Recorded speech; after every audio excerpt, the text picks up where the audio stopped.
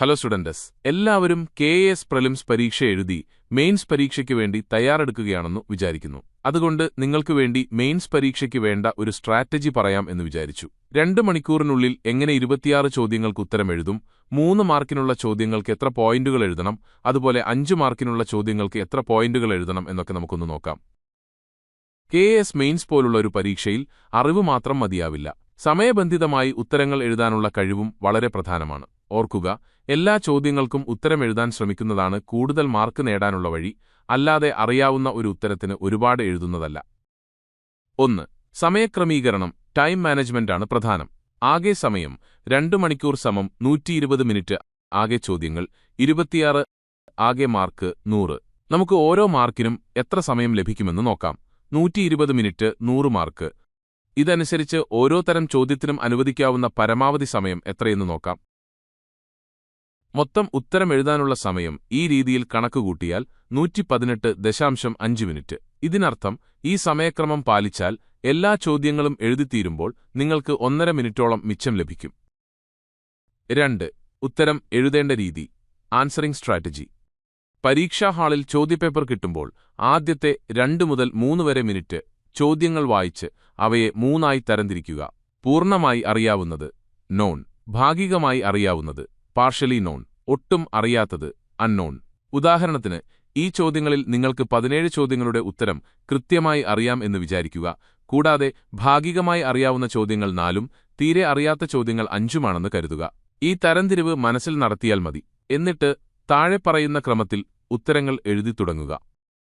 ഘട്ടം 1. പൂർണ്ണമായി അറിയാവുന്ന ചോദ്യങ്ങൾ ആദ്യം എഴുതുക. ഇവ നിങ്ങൾക്ക് ഉറപ്പുള്ള മാർക്കുകളാണ്. ആത്മവിശ്വാസം കൂട്ടാനും ഇത് സഹായിക്കും. സമയക്രമം കൃത്യമായി പാലിച്ച് പോയിന്റുകൾക്ക് പ്രാധാന്യം നൽകി വേഗത്തിൽ എഴുതുക. നിങ്ങളുടെ സാഹചര്യത്തിൽ ഇത് 17 ചോദ്യങ്ങളാണ്. ഘട്ടം 2. ഭാഗികമായി അറിയാവുന്ന ചോദ്യങ്ങൾ എഴുതുക. അടുത്തതായി ഈ വിഭാഗത്തിലേക്ക് കടക്കുക.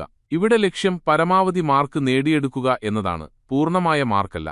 നിങ്ങളുടെ സാഹചര്യത്തിൽ ഇവ 6, 13, 16, 18 ചോദ്യങ്ങളാണ്. ഘട്ടം 3. ഒട്ടുമറിയാത്ത ചോദ്യങ്ങൾ അവസാനം എഴുതുക. ഈ ചോദ്യങ്ങൾ വിട്ടുകളയരുത്. ചോദ്യത്തിലെ പ്രധാന വാക്ക്, കീവേഡ് എടുത്ത് അതിനെക്കുറിച്ച് അറിയാവുന്ന കാര്യങ്ങൾ വെച്ച് ഒരു ഉത്തരം രൂപപ്പെടുത്താൻ ശ്രമിക്കുക. അര അല്ലെങ്കിൽ 1 മാർക്ക് ലഭിച്ചാൽ പോലും അത് നിങ്ങളുടെ റാങ്കിങ്ങിൽ വലിയ വ്യത്യാസം വരുത്തും. നിങ്ങളുടെ സാഹചര്യത്തിൽ ഇവ 1, 3, 10, 12, 20 ചോദ്യങ്ങളാണ്. ഓരോ തരം ചോദ്യങ്ങളെയും എങ്ങനെ സമീപിക്കാം എന്ന് നോക്കാം. പൂർണ്ണമായി അറിയാവുന്ന ചോദ്യങ്ങൾ 17 എണ്ണം. അതിൽ തന്നെ 3 മാർക്ക് ചോദ്യങ്ങൾ എങ്ങനെ എഴുതാമെന്ന് നോക്കാം. മുഖവുരയുടെ ആവശ്യമില്ല. നേരിട്ട് ഉത്തരത്തിലേക്ക് കടക്കുക. 3. വ്യക്തമായ പോയിന്റുകൾ നൽകാൻ ശ്രമിക്കുക.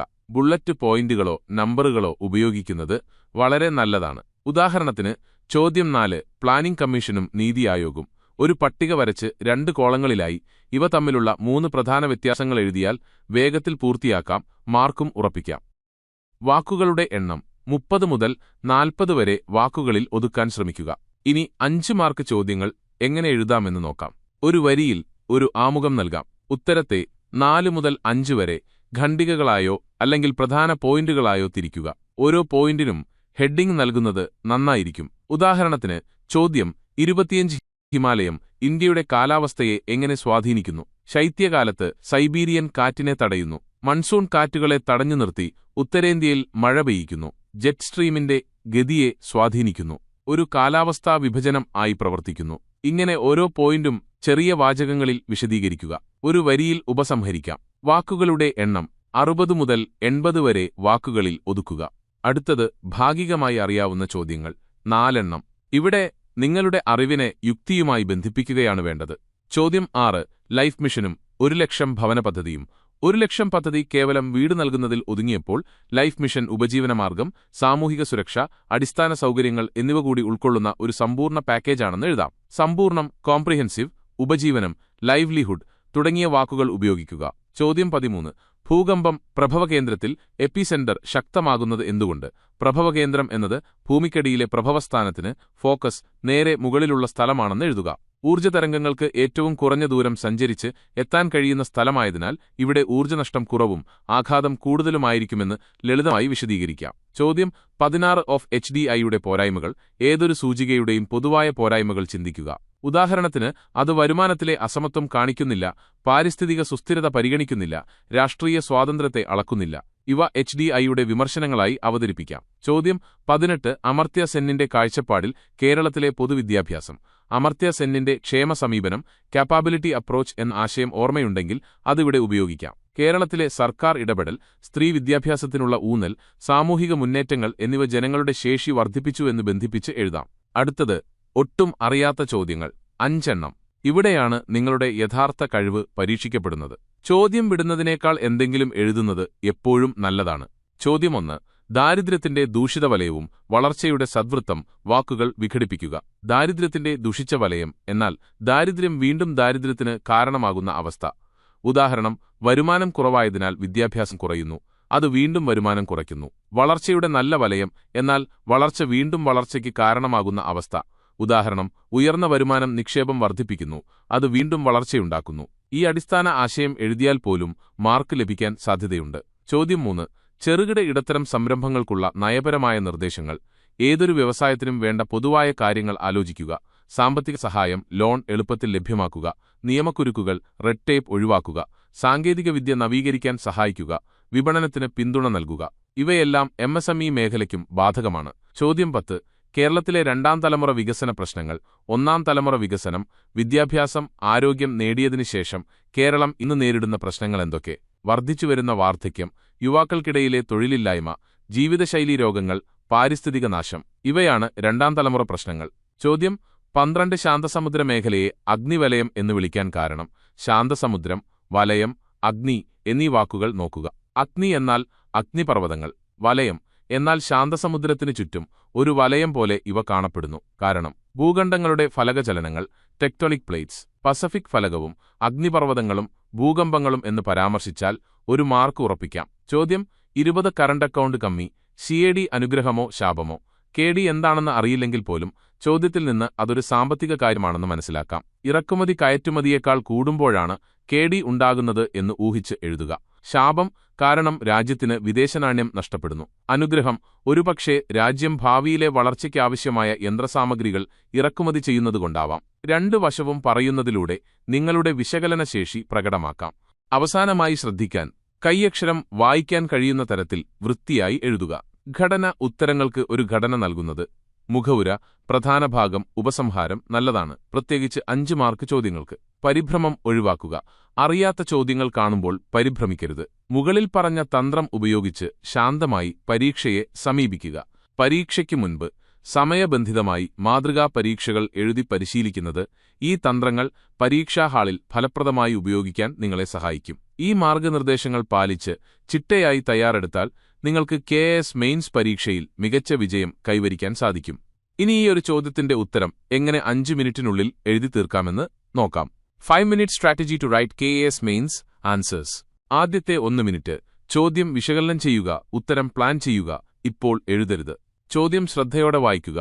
Evaluate the importance of Pazhasi revolts in the anti-colonial struggles of Kerala. കേരളത്തിലെ ബ്രിട്ടീഷ് വിരുദ്ധ പോരാട്ടങ്ങളിൽ പഴശ്ശി വിപ്ലവങ്ങളുടെ പ്രാധാന്യം വിലയിരുത്തുക. പ്രധാന വാക്കുകൾ കണ്ടെത്തുക. ഇവിടുത്തെ ഏറ്റവും പ്രധാനപ്പെട്ട വാക്കുകൾ എവാലുവേറ്റ് വിലയിരുത്തുക, ഇമ്പോർട്ടൻസ് പ്രാധാന്യം എന്നിവയാണ്. ഇതിനർത്ഥം നിങ്ങൾ വസ്തുതകൾ നിരത്തുക മാത്രമല്ല, അത് എന്തുകൊണ്ട് പ്രാധാന്യമർഹിക്കുന്നു എന്ന് വിശദീകരിക്കണം. മാനസികമായി ഒരു രൂപരേഖ തയ്യാറാക്കുക. 3 പോയിന്റുകൾ. 3 മാർക്കിന്റെ ചോദ്യത്തിന് നിങ്ങളുടെ മനസ്സിൽ ഉടൻ വരേണ്ടത് എനിക്ക് വ്യക്തമായ 3 പോയിന്റുകൾ വേണം എന്നതാണ്. പോയിന്റ് 1, ഇത് ബ്രിട്ടീഷുകാർക്കെതിരെ നടന്ന ആദ്യകാല സംഘടിത യുദ്ധമായിരുന്നു. പോയിന്റ് 2, ഇത് വെറുമൊരു രാജാവിന്റെ യുദ്ധമായിരുന്നില്ല, ഒരു ജനകീയ മുന്നേറ്റമായിരുന്നു. പോയിന്റ് 3, അവർ തികച്ചും വ്യത്യസ്തമായ ഒരു യുദ്ധതന്ത്രം, ഒളിപ്പോര് ഉപയോഗിച്ചു. ഈ ചിന്ത 1 മിനിറ്റിൽ താഴെ മാത്രമേ എടുക്കാവൂ. പേന പേപ്പറിൽ തൊടും മുൻപ് നിങ്ങളുടെ മനസ്സിൽ ഉത്തരത്തിന്റെ ഒരു വ്യക്തമായ ഘടന തയ്യാറായി കഴിഞ്ഞു. അടുത്ത 3 മിനിറ്റ് ഉത്തരം എഴുതാൻ വേണ്ടിയുള്ളതാണ്. നേരിട്ടുള്ള ഒരു ആമുഖത്തോടെ തുടങ്ങുക. അനാവശ്യ വാക്കുകൾ ഒഴിവാക്കുക. നേരെ വിഷയത്തിലേക്ക് കടക്കുക. ചോദ്യത്തെ നേരിട്ട് അഭിസംബോധന ചെയ്യുന്ന ഒരു വാക്യത്തിൽ തുടങ്ങുക. ഉദാഹരണത്തിന്, കേരളവർമ്മ പഴശ്ശിരാജയുടെ നേതൃത്വത്തിൽ നടന്ന പഴശ്ശി വിപ്ലവങ്ങൾക്ക് കേരളത്തിന്റെ ബ്രിട്ടീഷ് വിരുദ്ധ ചരിത്രത്തിൽ നിർണായകമായ സ്ഥാനമുണ്ട്. 3 പോയിന്റുകളും വിശദീകരിക്കുക. നിങ്ങൾ മനസ്സിൽ കുറിച്ച 3 പോയിന്റുകളും വ്യക്തമായി എഴുതുക. 1, 2, 3 എന്നിങ്ങനെ നമ്പറുകൾ ഉപയോഗിക്കുന്നത് നിങ്ങളുടെ ഉത്തരം ഘടനാപരമാണെന്ന് എളുപ്പത്തിൽ മനസ്സിലാക്കാൻ പരീക്ഷകനെ സഹായിക്കും. പോയിന്റ് 1. ആദ്യകാല ചെറുത്തുനിൽപ്പ്. സംഘടിത ചെറുത്തുനിൽപ്പ്, ചൂഷണം നിറഞ്ഞ നികുതി നയങ്ങൾ, പ്രതിരോധത്തിന് മാതൃക തുടങ്ങിയ വാക്കുകൾ ഉപയോഗിക്കുക. പോയിന്റ് 2. ജനകീയ സ്വഭാവം. ഇതിൽ പങ്കെടുത്ത വിവിധ വിഭാഗങ്ങളെ പരാമർശിക്കാൻ മറക്കരുത്. കുറിച്യർ, കുറുമ്പർ എന്നീ ആദിവാസി വിഭാഗങ്ങളെയും തലക്കൽ ചന്തുവിനെയും പരാമർശിക്കുന്നത് നിങ്ങൾക്ക് കൂടുതൽ മാർക്ക് നേടിത്തരും. ഇത് വിഷയത്തിലുള്ള നിങ്ങളുടെ ആഴത്തിലുള്ള അറിവ് കാണിക്കുന്നു. പോയിന്റ് 3. ഒളിപ്പോര്. വയനാടൻ കുന്നുകൾ യുദ്ധരംഗമായിരുന്നെന്നും മികച്ച സൈനിക ശക്തിയായിരുന്ന ബ്രിട്ടീഷുകാർക്കെതിരെ ഈ തന്ത്രം എത്രത്തോളം ഫലപ്രദമായിരുന്നുവെന്നും വ്യക്തമാക്കുക. ആർതർ വെല്ലസ്ലിയെപ്പോലുള്ളവരെ ഇത് പ്രതിസന്ധിയിലാക്കി എന്ന് സൂചിപ്പിക്കുന്നത് ഉത്തരത്തിന് കൂടുതൽ മൂല്യം നൽകും. ഉപസംഹാരവാക്യം. പ്രാധാന്യം ഒന്നുകൂടി ഉറപ്പിക്കുന്ന ശക്തമായൊരു വാക്യത്തിൽ ഉത്തരം അവസാനിപ്പിക്കുക. ഉദാഹരണത്തിന്, ചുരുക്കത്തിൽ ഈ പോരാട്ടങ്ങൾ പിൽക്കാല സ്വാതന്ത്ര്യ സമരങ്ങൾക്ക് ഒരു പുതിയ ദിശാബോധം നൽകി. അവസാന 30 സെക്കൻഡ് പുനഃപരിശോധനയ്ക്ക് വേണ്ടിയുള്ളതാണ്. എഴുതിയ ഉത്തരം വേഗത്തിലൊന്നു വായിച്ചു നോക്കുക. അക്ഷരത്തെറ്റുകളോ വ്യാകരണ പിശകുകളോ ഉണ്ടോയെന്ന് പരിശോധിക്കുക. ചോദ്യത്തിന്റെ എല്ലാ ഭാഗങ്ങൾക്കും ഉത്തരം നൽകിയിട്ടുണ്ടെന്ന് ഉറപ്പുവരുത്തുക.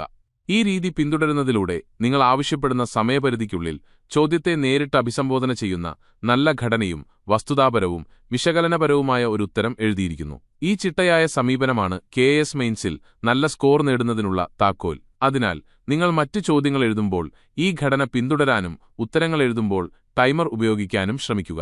5 മിനിറ്റിനുള്ളിൽ ഉത്തരം ചിട്ടപ്പെടുത്താനും എഴുതാനും കഴിയുമോ എന്ന് പരിശോധിക്കുക. തുടക്കത്തിൽ ചിലപ്പോൾ നിങ്ങൾക്ക് 5 മിനിറ്റ് കൊണ്ട് എഴുതിത്തീർക്കാൻ പറ്റണമെന്നില്ല.